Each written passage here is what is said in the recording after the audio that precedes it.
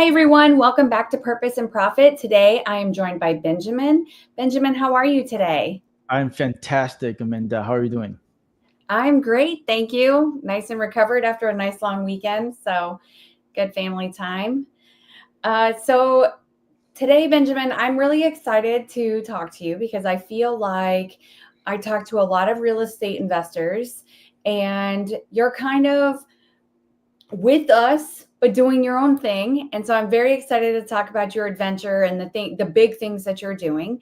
And so just a little bit, tell me about where you are right now and what you're doing. Sure. I am physically located in Boston, Massachusetts. This is the magical city that I have been wanting to live in, and I fortunately was able to move myself and my family to a couple of years ago. So, super pump. This is where I am building basically my business portfolio. And a quick background about myself. I have been doing real estate for about 10 years.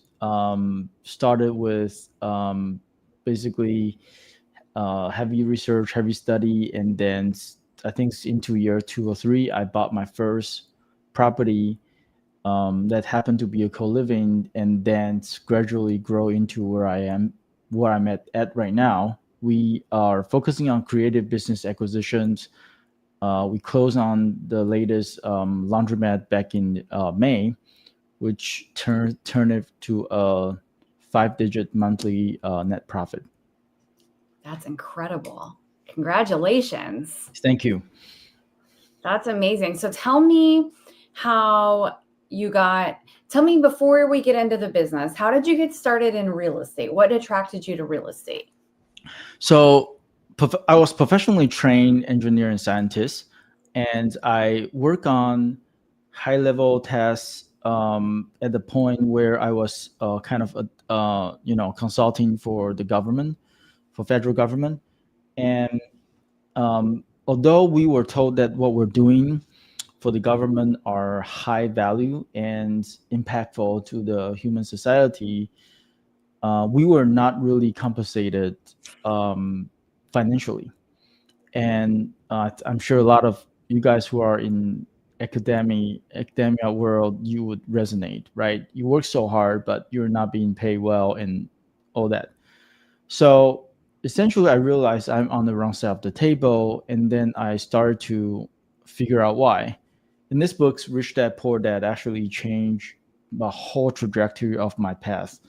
um, I didn't even know I like reading books until I read that books. I just become like nonstop reader on that books.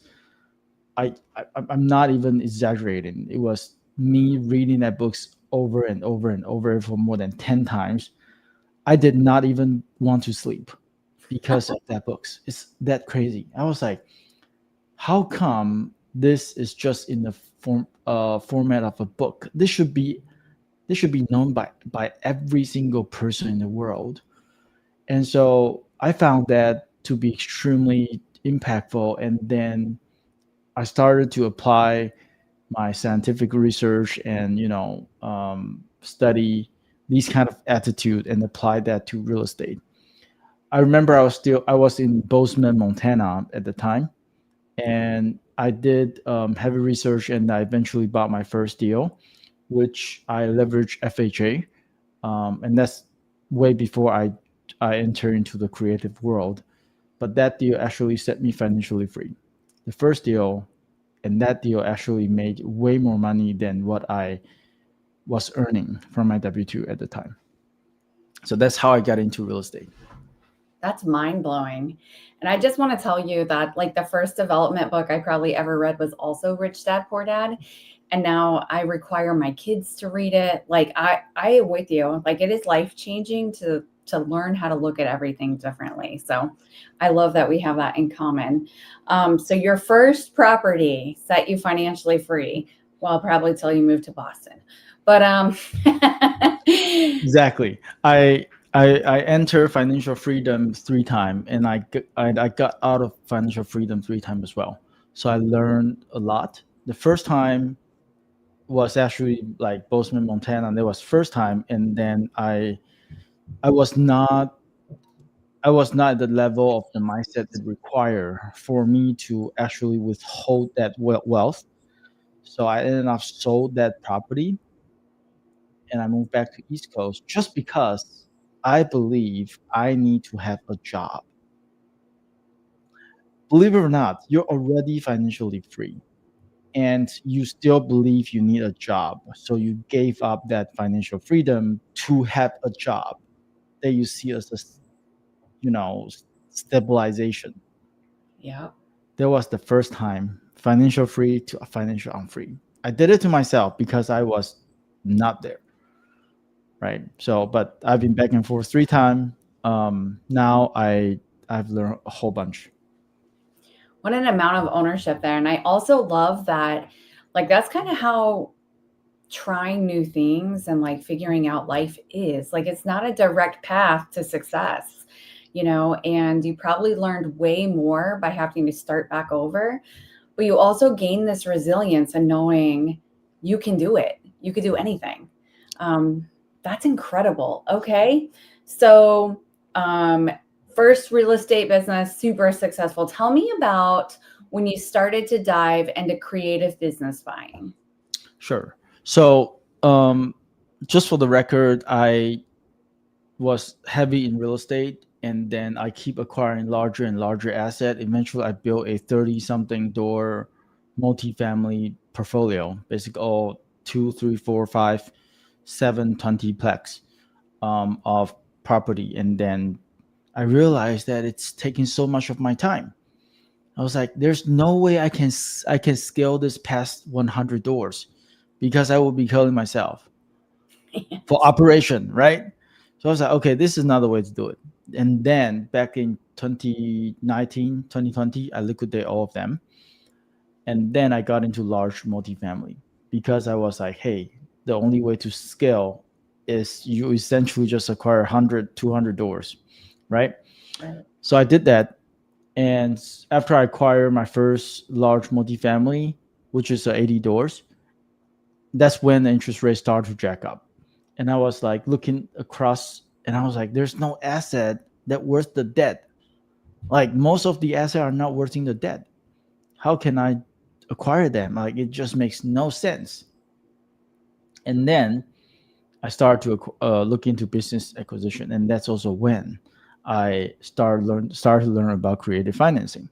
Because the only way to take over asset without having to go through a terrible like new interest rate was to taking over the payments of the debt or taking over the debt, whichever it is. But essentially, that's kind of where I start to like, that has such a great debt. I wish I was the owners. And then that got me thinking, what if I'm the partners of the buyers? Or I mean, what if I'm partners of the seller? Meaning, if I just happen to know the seller and the seller actually have a great debt, but they're trying to sell, what if I'm the partner with them and essentially say, hey, I will join the LLC and then you exit the LLC and then I will pay you X amount to buy you out. I love it. So that's the beginning of when I start to think creatively. Great. And then I start to learn more about it. I was listening to Bigger Pockets, and that's when I first hear Pace Morby. When I listened to Pace interview, I was like, this is it. This is the person I need to meet. And believe it or not, that's when I was actually in DFW looking at my first large multifamily, and Pace was there. And I Oh, was wow. like, I am going to the meetup and just check it out. And then I essentially did not even get a ticket. I didn't even notice that I need to get a ticket. I basically just go and just walk right in. And then and then Pace was like on the stage and talking about things and all that. And that's like he was there with Vina Jetty and all that. And I was like, okay, I'm gonna try to talk to him. And I go and talk to him. And he was like, hey, DM me on Instagram. I said, really? Do you really reply on Instagram? And he was like, just DM me. I said, I don't believe you will get back to me. And he was like, okay, this is my phone number, grab it. And then essentially that's when I started to communicate with him. And then I believe that the same night I joined Step Two. Oh, wow. Yeah. And the same night I joined Step Two, the next morning I joined a family night Q&A. And then that's when I started to have like more of a conversation with Pace. He actually, brought me up, and we were able to have a brief conversation. So that's how everything started. And because of the real estate interest rate environment, I pivoted into business acquisition at the time. I quickly noticed that business has way more flexibility and way more fun. Not that the real estate is not fun. It's more about, in business, there are a lot of cards you can play. There's a lot of strategy allow you to be even more creative than what the option is for real estate. I mean, even in real estate, even if you are being creative, ultimately there's like 10 or 15 ways that you can exit. But in business, there's endless. Like there are just ways that you can do that people will like, I've never tried that. I don't think they will work, but it works. If it works, it wins. So that's what I enjoy business so much. And at the same time, we're also helping people retire by acquiring businesses, which is amazing. So we so enjoy doing this. What a gift that you get to use your creative genius to also help solve a problem for a large population of people that are kind of trying to get out of this space. But like you said, the money's just, it doesn't make sense right now to go get loans, and like they're not aligning. And so you're able to kind of come in and solve that problem. That's kind of cool. So so that's kind of how you got started in the business space. So tell me about your portfolio currently. Sure. So on real estate, I own some large multifamily, a 80 door, 211, and a 176 or 167. Smaller properties, I have some, single family, doing midterm and short term rental. That's my real estate portfolio. And my business portfolio, we have acquired 5 businesses. Right now, we are currently own and operating just 3 of them. Um, and we are about to get under contract with another one, coming up. So yeah, that's basically where we're at. That's awesome. And so what are you looking for when you're when people could bring you value, or they think that they have a deal that you might be interested in? What are you specifically looking for? So my goal is by the end of the year, we want to help 100 people in the community to acquire their first business, either active or passive. So if you are actively looking into business acquisition world, thinking about owning a business that can bring in higher cash flow and ultimately be more aggressive on wealth building, please go to iambenjaminhuang.com. That's where we have all the instructions where you can join our list. Next time when we have an acquisition, you will know. You will basically get invitation to join our deal room. Um, at the same time, if you are looking at deals and you are aka bird dogging, be free to go to the same site, iambenjaminhuang.com. There is actually a link for you to submit your deals.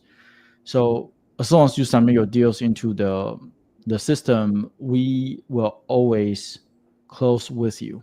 We will never ever close without you. You either get paid by a fee or you basically own the business with us, depending on how the deals works.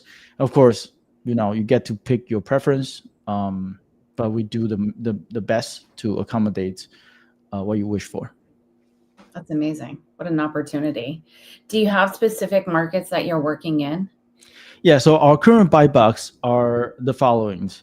For laundromats, we are buying heavily in Boston area. We want that basically portfolio to grow in great Boston area. That basically any laundromat that does more than half a million revenue, then that would be a deal that we would be looking at, like Great Boston. So anywhere, I say probably driving distance for maybe 1 hour's radius from downtown Boston. That would be what we're looking for. At the same time, we also buy larger laundromat nationwide, meaning if it's outside of Greater Boston, the revenue size have to be north of 1 million for us to get on it. And we'll be happy to partner up with the local people or whomever bring us the deal to co-own that laundromat. So that's our business acquisitions, buy box. For real estate, we buy mainly in DFW, Dallas, Texas, Dallas Fort Worth area. Anywhere that is 30 minutes driving distance from downtown Dallas is what we buy. We only buy creative. And basically, looking to, like, as long as the deal is creative structures and has slight cash flow, meaning anything's around like 200, 300 or more with long-term rental, then that would be something that we will be buying, including multifamily. Someone just sent us a 163 units apartment complex in DFW. We're actually submitting a letter of intent. So we do buy large multifamily, and even if it's not creatively structured, we will still work on it and try to get it creative. In any case, we're a heavy buyer in DFW for real estate, and we're a heavy buyer in Boston for laundromat. That's awesome. Well, hopefully everyone reaches out and partners up with you and learns how to do it successfully. Because the other nice really piece of that is that if they partner in with you, you guys already have the systems and the processes and the experience to really educate someone that hasn't been in this space before. Yes, we made a lot of mistake, and we learn a lot from those mistakes. So if our mistake can help you save 5 mistakes that you have to go through, then that's fabulous, right? So leverage me, leverage my team, leverage what we have learned. If you bring us a deal, you will be closing the deal with us. So you can definitely learn a lot from how we're doing, why we're doing that, and what we're looking at, and things like that. I love it. Do you have any other pieces of advice for anybody that's getting started in this space of real estate or business buying? What would your advice be to them? So for business acquisitions, I would say for people who are actually looking at business acquisition, I would say, if I were to restart, I will figure out why I am doing or why I am acquiring these type of asset. Don't buy because someone buy it. Like, for example, don't buy laundromat because I'm buying laundromat. Don't buy a car wash because car wash is a massive, topic.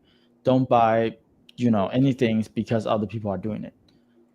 Business typically is a is the owner's baby. Meaning, once you acquire it, you need to nurture it. You need to own it, operate it. You need to at least have your team cover it. Like, business is not like real estate. It's not like a property that you just set up a certain system, apply it, and then have a cash flow. It's more active. So really figure out why you're buying this and what unfair advantage you have. So, for example, if you are coming from a background of, say, healthcare, then maybe buying a dentist office is a better fit. Maybe you're coming from a nursing background. Maybe buying a co-living or a assist living business is way better than buying a laundromat. So figuring out what you know, because a lot of things that you know that other people don't, then that's your edge, right? Apply that edge so you're not wasting the effort that you have made for the past decade, two, or however long it is.